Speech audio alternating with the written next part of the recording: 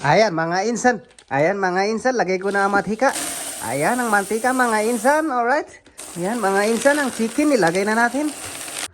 Ayan mga insan, ilagay na natin ang chili powder. Chili powder mga insan. Ayan mga insan, ilagay na natin ang chicken masala. Ayan chicken masala mga insan. Ayan mga insan, mekus-mekus. Insan, mekus-mekus lang natin yan mga insan. 4 nag-ingredients lang yan mga insan. Tingnan nyo yung katawan, no? Ayan mga lodi, oh.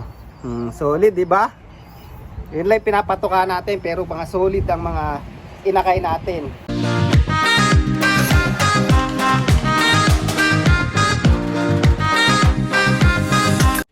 So yun mga kalapatids, nakita nyo na naman yung pagbumuka ko. So for today's video, yan, marami nagtatanong kung ano daw yung breeder mix na ginagamit ko. Paano ba yung mixture? To be honest, tulad ng mga nasabi ko last vlog, I'm the one mixing up my own racing mix, breeder mix, kahit ano pang mix yan. Ako ang nagme-mekos-mekos ng sariling patoka ng ibon ko. So bumibili ako ng mga sako-sako, isang sakong sunflower, isang sakong red sorghum, isang sakong maize, isang sakong peas. So mas nakakatipid kasi ako pagka ganun. And then ako na lang nagmi-mix para alam ko kung gaano karaming protein o how many protein I wanna give it to my birds, or how many carbs I need to give it to them.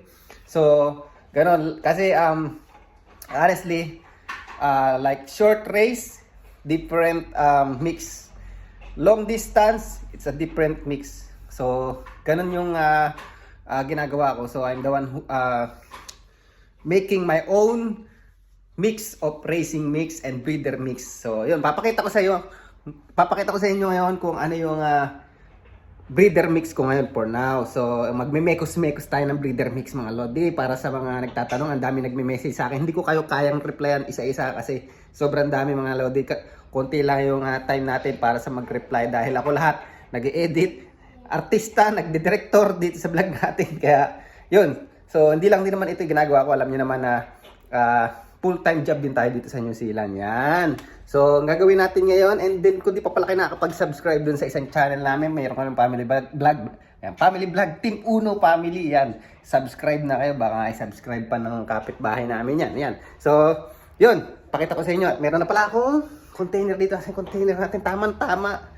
It's already run out my ayan, meron tayong container dito. Yan, dito natin lalagay dito natin imemekos-mekos yung breeder mix natin. So, yun. Samahan nyo ako today. Let's go! Ayan mga insan. Ayan mga insan, lagay ko na ang mantika. Ayan ang mantika mga insan, alright? At ilagay na natin ang ating chicken. Ayan ang chicken natin mga kaibigan. Ayan mga insan, ang chicken ilagay na natin. Ayan na, nilagay na, binuhos na mga lodi. Wait lang, mamaya na natin mekos-mekos yan. Wait muna mga lodi. Mamaya na natin may mekos-mekos, okay? Wait lang, may kukuhanin pa tayo. Ayan mga insan, ilagay na natin ang chili powder. Chili powder mga insan. Mga chili powder mga insan. Ayan. Lagay na tayo. Op. Huwag mo na i-mekos-mekos. Wait lang, hintayin mo ko. May ilalagay pa tayo. Chicken masala, hintayin mo. Wait. Ayan mga insan, ilagay na natin ang chicken masala. Ayan, chicken masala mga insan. Alright. Ready na. Mekos na. Ayan mga insan, mekos. Ayan, insan, mekos lang natin yan mga insan. 4 nag-ingredients lang yan mga insan. So, ano yung mga ingredients natin? 3 na nga lang yata. Yan, oil, chicken oil. Saka, ano itong isa mga insan? Nakalimutan ko na. Chili masala. Chili powder, chili masala. Ayan, mekos na, Ayan mga insan, huwag mo itapon. Mahal yan. Masarap ito mga insan. Tama-tama to. Ito ang breeder mix ni Unulop mga lodi. Ayan, na mekos na natin ang breeder mix ni Unulop. Ayan, ganito rin ba yung breeder mix nyo mga lodi. Hindi natin kailangan masyadong komplikaduhin mga lodi. Ayan, na mekos lang. So, explain ko sa inyo kung bakit ito lang ang aking halo mga lodi. Simpleng-simple lang. Hindi mo kailangang gawing komplikado mga lodi. Ayan. Ito, sandali lang, sandali lang. So, ayan lang yung ating halo mga lodi. Ano, hinihingal ako. Ayoko nang gayahin yung boses na. So, yung safflower, ito yung safflower sa mga hindi nakakaalam. Yan. Yung safflower is fats yan or yung oil mga lodi. Kailangan ng mga inakay yan dahil sa feather nila nakakatulong yan sa feather mga lodi. Yan, yung oil na yan. Yan. So, mas marami, mas magandang oil. Pwede rin kayong maghalo ng bird seeds o yung mga ano ba tawag doon? Cannery mix. Yan, yung mga bird seed na maliliit. Maganda rin yun. Oil din yun mga lodi. Good oil. Yan, healthy oil yun mga ganon. So, yun. And then, ito naman, ang peas. Yan. Yung iba, sabi nila, meron tinatawag na brown peas o maple peas. Yan. Naglalagay sila nun. Kaya lang ako, okay naman yung mga painakay ko dahil kahit na ito lang nilalagay natin. Ang tawag dito sa New Zealand, blue peas. Ewan ko dyan sa atin kung anong tawag. Green peas. Pwede rin. Yan. Basta peas siya. So, meron kulay brown. Tawag naman doon dito, maple peas ang tawag nila. So, ito, high protein naman to. Kailangan din ng inakayan, yung high protein and yung high fats o yung mga high sa oil, mga high, mga oil content, matataas yung oil content mga lodi. Kailangan namang inakayan. And then red sorghum, ito maganda tong red sorghum na ito. Ito na yung pinaka-carbs nila. Ayan. Ayan ang red sorghum. Maganda yan sa mga ibuon nating mga inakay, mga lodi, Ganyan na ganyan lang halo ko simula nung mga nakaraang season. Ang ganda naman ng palipad natin. Nakita nyo naman yung mga palipad ko ngayon. Lalo sila Batang Quiapo, dumudulo, diba? Lalakas, consistent. Okay. So okay naman, kaya inulit ko na lang kung ano yung sistema ko. So dati nagbibigay ako ng mga kung ano-ano pa sa patuka. But ngayon, okay naman, matipid pa. Mapapansin nyo, ilang grains lang yan.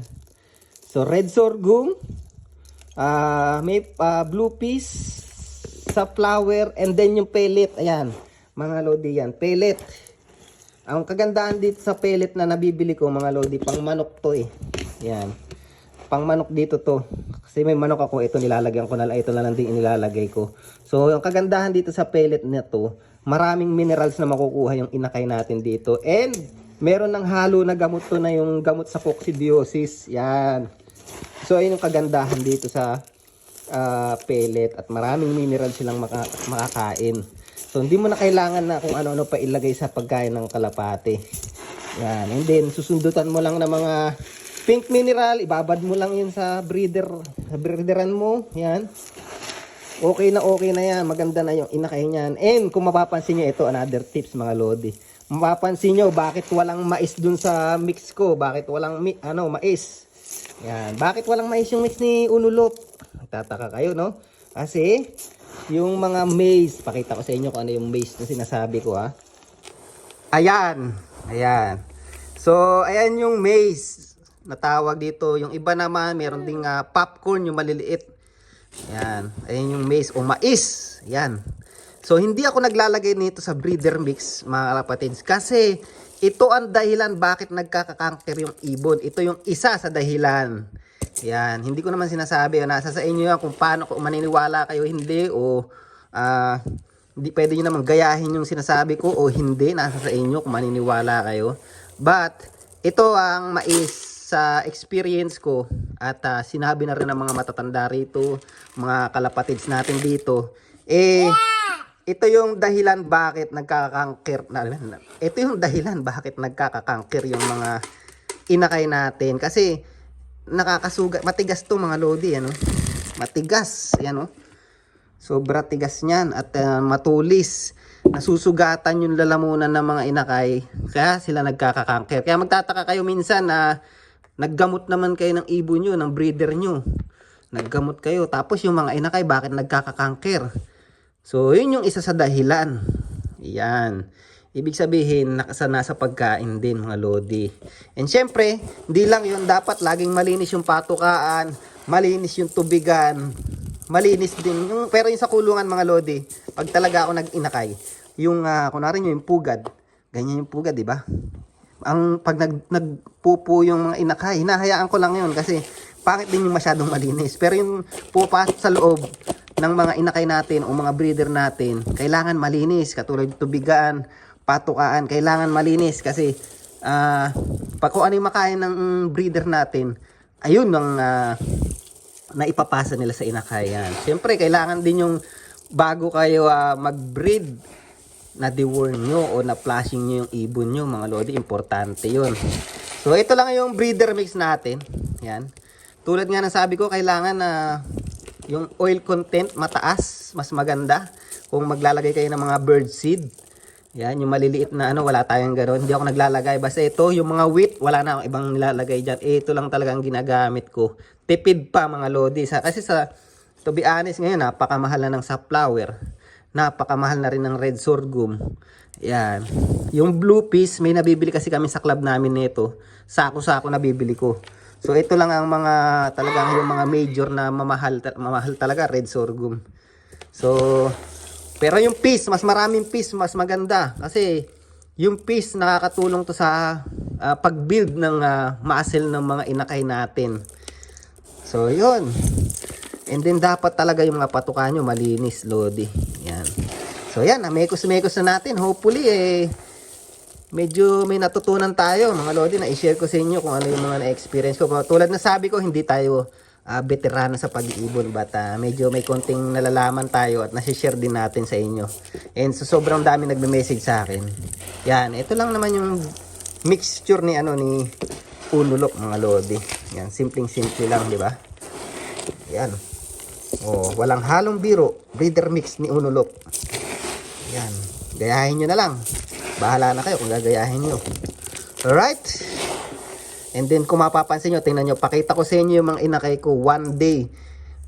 Once a day lang ako magpatuka mga lodi. Dati talagang nakakapagod kasi umaga, hapon pa ako magpatuka. Pero ngayon, once a day lang ako magpatuka. Pero papakita ko sa inyo yung isa sa mga inakay natin, napakatataba.